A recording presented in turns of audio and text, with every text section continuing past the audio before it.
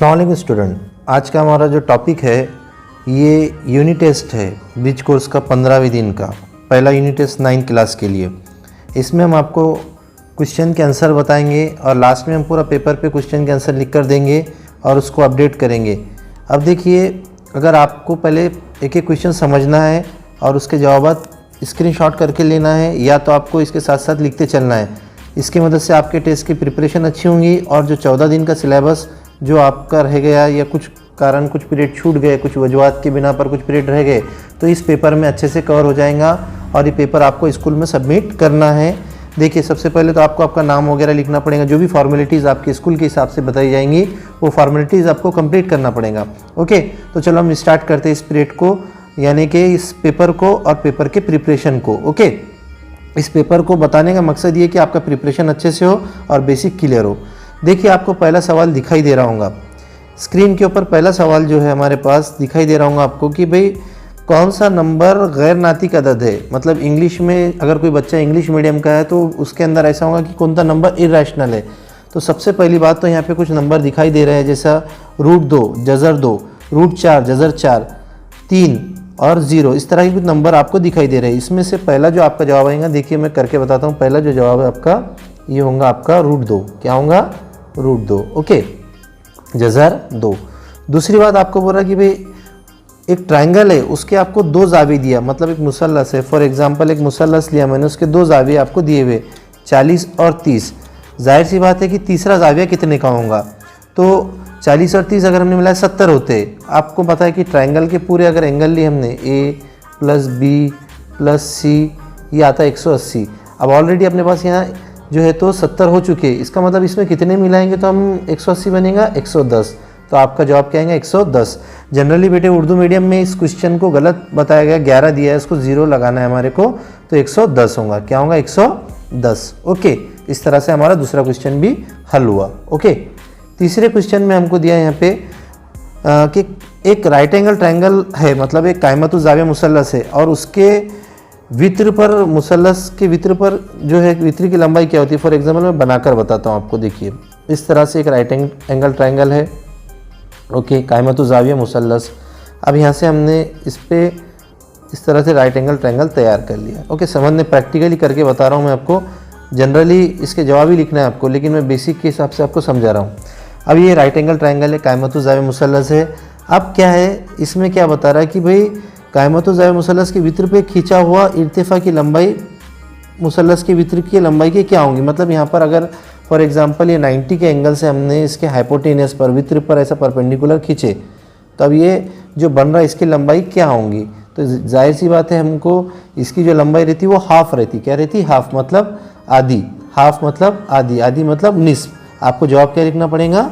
निस्फ। Okay, जवाब आएगा आपका डी, निस्फ। ओके, अब देखिए इसके बाद जो है सवाल आपको जो है तो बड़ा छोटापन का है, कंपैरिजन का है।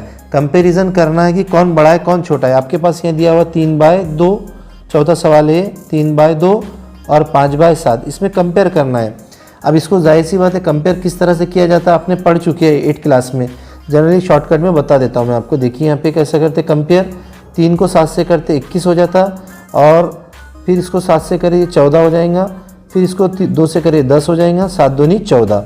देखिए दोनों के डिनोमिनेटर हमने एक जैसे कर दिए, हम नसब कसरे बना दिए, इससे इक्वल डिनोमिनेटर कसर बना दिए। अब यहाँ गौर कीजिए कि इसका न्यूमरेटर बड़ा है, इसका शुमार कुनिंदा बड़ा, इसलिए बड़ी है। अब ये बड़ी है तो इसका मतलब ये काय से मिली हमको?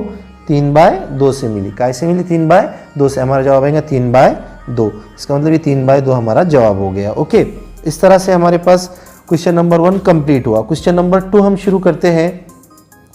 क्वेश्चन नंबर 2 के अंदर आपको डिवाइड करना है 16/3 को। 16/3 को अगर आप डिवाइड करते जाएंगे, मतलब इसको यहाँ पर 16 को डिवाइड करेंगे 3 से, तकसीम करेंगे 3 से, तो आपका आंसर क्या आता है, इसको सॉल्व करना है। तो आपको पता है 3 पंजे 15 होता है ना। अब 3 तिया 9, 3 पंजे 15, तो यहाँ आ रहा 15। ओके, कितना बज रहा? 1, फिर लगाए 0, फिर लगा पॉइंट। यहाँ पे क्या 3 तिया 9, फिर 1 बचा, इस तरह 3 तिया 9, यहाँ 1 बचा, यहाँ लगा 0। ऐसा 5.33333 ये ख़त्म नहीं होता। इसका मतलब हमारे पास आंसर क्या आएगा? 5.3 के ऊपर आपको बार देना पड़ेगा। 5.33333 कंटिन्यू चलता जाएगा, मतलब ये ख़त्म नहीं होगा जो 3 है, क्योंकि ये नॉन टर्मिनेटिंग है, गैर मुक्तती में, और मत वाली है मतलब बार बार आ रही है, रिकरिंग भी है। क्या है ये? रिकरिंग। ओके, आई होप आपके समझ में आया होगा क्वेश्चन। आगे बढ़ते हैं हम, डायग्राम के हिसाब से आपको मालूम करना है। देखिए हमारा थर्ड क्वेश्चन क्या है यहाँ पे। ओके, अब यहाँ देखिए क्वेश्चन के अंदर इस तरह से आपको एक डायग्राम दी गई है। ये डायग्राम आपके पास है। अभी डायग्राम की मदद से आपको क्या करना है, बाहर का एंगल मालूम करना है। फॉर एग्जांपल आपके पास यहाँ पे क्या दिया हुआ है, ये ए है, ये बी है और ये सी है और ये आपके पास डी है। ओके, अब ये 70 है और ये 50 है। अब आपको क्या मालूम करना है, ए बी डी। तो आपको पता है ए बी डी क्या रहता है बच्चों, ए बी डी जो है आपके पास क्या आता है, दोनों का सम आता है, मतलब 70 प्लस 50। 70 प्लस 50 कितना होता है, 7 और 3 10 12 120। अब देखिए 120 मतलब ये हमने कौन सा थ्योरम इस्तेमाल किया, बैद दाखिला जावियों का मसला, मतलब रिमोट एक्सटीरियर थ्योरम का इस्तेमाल हुआ कि मतलब बाहर का जाविया अंदर के दो जाविये के प्लस के बराबर रहता, बाहर का एक एंगल अंदर के दो एंगल के सम के बराबर रहता। ओके, इस तरह से हम ये सॉल्व करते। अब देखिए हमारे पास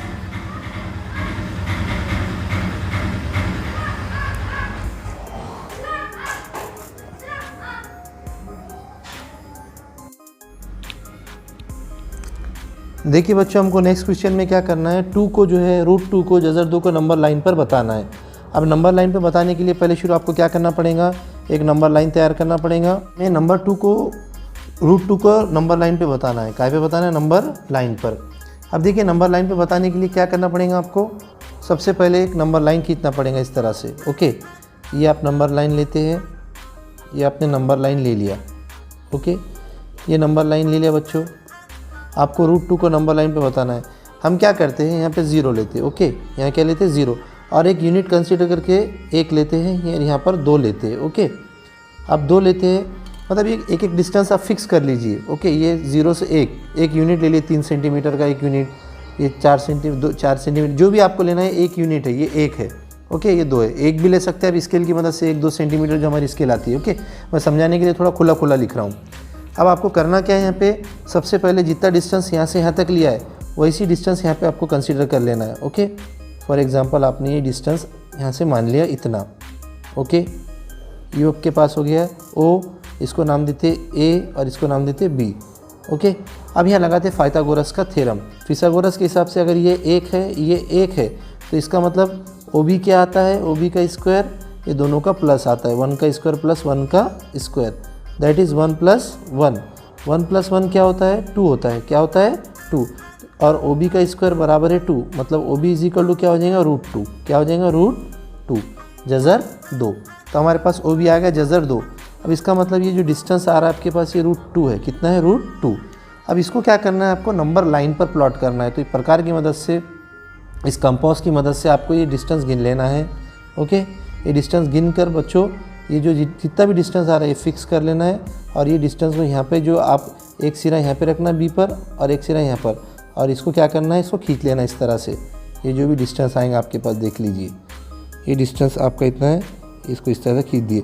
तो आपके पास जो ये डिस्टेंस बता रहा है ये √2 है। क्या ये, √2। इस तरह से हम इरेशनल नंबर को नंबर लाइन पे प्लॉट करते हैं। कैसा करते हैं, पाइथागोरस की मदद से एक नंबर मालूम करते, फिर इसको गिन लेते इतना, और ये जो जितना भी डिस्टेंस आता बच्चों यहाँ पे, तो एक आर्क ऐसे लगा देते हैं। ओके, इस तरह से √2 को हम नंबर लाइन पे प्लॉट कर सकते हैं। आई होप आपकी समझ में आएगा। देखिए हमारा नेक्स्ट क्वेश्चन बच्चों क्या है, एक राइट एंगल ट्रायंगल के जो है तो एक्यूट एंगल का सम जो है तो 90 है।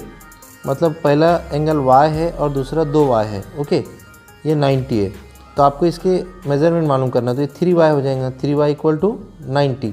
ओके, तो y = कितना होगा, 90/3। मतलब एक कायमतु जाविया के हादा जावियों का मेज़रमेंट y और 2y है। तो हमको पता है कि अगर हमने इस तरह से कंसीडर किए, फॉर एग्जांपल आपने एक ट्रायंगल लिए ABC। ओके, और ये 90 है, और ये जो है y है एक, और एक कितना है, 2y है। ये दोनों मिला के 90 होगा, क्योंकि वही 90 है, दो पूरा मिला के 180 होगा। ओके, तो ये कितना हो जाएगा, 30। तो y 30 आ गया। एक मेज़रमेंट कितना होगा, 30, और दूसरा क्या होगा, 2y मतलब 60। तो मेज़रमेंट क्या आएंगे, 30 और 60। ओके, अच्छे से समझ में आ गया होगा। मेरे को ऐसी उम्मीद है कि भाई ये क्वेश्चन आपका क्लियर हो गया। ओके, अब नेक्स्ट जो फिगर आपको दिखाई दे रही है, इस फिगर की मदद से आपको क्या करना है कि पहचानना है, इस शक्ल की मदद से आपको पहचानना है। देखिए आपको इस तरह से एक शक्ल दी हुई है एक्टिविटी के अंदर। अब यहाँ पर आपके पास ये ए है और यहाँ पे कौन है, बी है, यहाँ कौन है, बी है, और ये कौन है, सी। तो अब आपको क्या करना है, यहाँ पे बी और सी मालूम करना है, जबकि आपके पास ए कितना है, 40 है। ए कितना है, 40। ओके, ए आपके पास दिया है 40।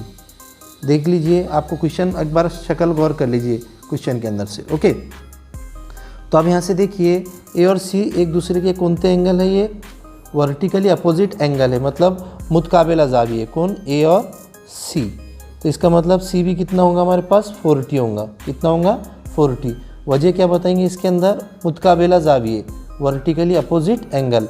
और ए और बी जो है एक दूसरे के करस्पॉन्डिंग एंगल, एक दूसरे के सामने है। यहाँ पर एक दूसरे के क्या है, ये सामने। अगर आप ऑब्जर्व करें ए और बी एक दूसरे के कैसे, सामने। ओके, तो इसका मतलब ये भी कितना होगा, 40। ये नज़ीरी ज़ाविये हो गए, करस्पॉन्डिंग एंगल। ओके, इस तरह से इसका आंसर आता है। अब लास्ट सवाल, आपको फिगर दिखाई दे रहे होंगी, इसके अंदर एक ट्रायंगल ABC है जिसमें BD अल्टीट्यूड बताया। BD कितना है, अल्टीट्यूड। अगर आप ऑब्जर्व करेंगे अल्टीट्यूड पर जो है D पर कितने का एंगल बनेगा आपके हिसाब से, 90 का। कितने का, 90 का एंगल बनना चाहिए, तो वो अल्टीट्यूड कहलाता है। तो अब यहाँ पे इसका मतलब ADB कितना आएगा आपके अंदर, शक्ल के हिसाब से आप देखेंगे तो इस तरह की अगर शक्ल है, आप गौर करेंगे, अगर इस तरह की एक शक्ल है, एक डायग्राम है आपके पास। ओके, इस डायग्राम की मदद से अगर आप ऑब्ज़र्व करेंगे तो यहाँ पे ये आपका डायग्राम बताया उसने, यहाँ पर इस तरह से एक डायग्राम दिया है। ओके, अब यहाँ पर ये जो 90 का एंगल बन रहा, ये अल्टीट्यूड बता रहे, तो इसका मतलब ये क्या हो जा रहा है, इसकी वैल्यू कितनी होंगी, ADB की 90। मतलब आपका पहले का आंसर कितना आएगा, ADB बराबर है 90 दर्जे का। अल्टीट्यूड मतलब इर्तिफा बन रहा है यहाँ पे, है ना, इस तरह से यहाँ पर 90 का। ओके, सेकंड टाइम यहाँ पे AN जो है तो यहाँ वस्ता नहीं आ रहा, मतलब ये आधे हिस्से में डिवाइड करता। इसका मतलब BN और BC क्या होते, बराबर होते, सॉरी BN और NC। तो इसका मतलब यहाँ पे आपके पास BN 5 है, BN 5 है, तो BC क्या होगा बच्चों, इसका डबल हो जाएगा BN का। BC क्या होगा, इसका डबल, मतलब 2 × 5, 2 × 5, मतलब कितना होगा, 10। कितना होगा, 10। तो हमारा आंसर कितना आएगा, यहाँ पे 10 आएगा। BC = 10 और ADB कितना आएगा, 90, क्योंकि है 90 का एंगल बन रहा है। ओके, यहाँ पर हमने जो कंसेप्ट इस्तेमाल किया वर्टिकली अपोजिट और करस्पॉन्डिंग का, यहाँ पर एक्यूट एंगल का। इस तरह से हमारा क्वेश्चन पेपर एंड हो गया। एक बार मैं सब आपको रिवाइज़ करा देता हूँ, पेपर देख लीजिए पूरा आंसर।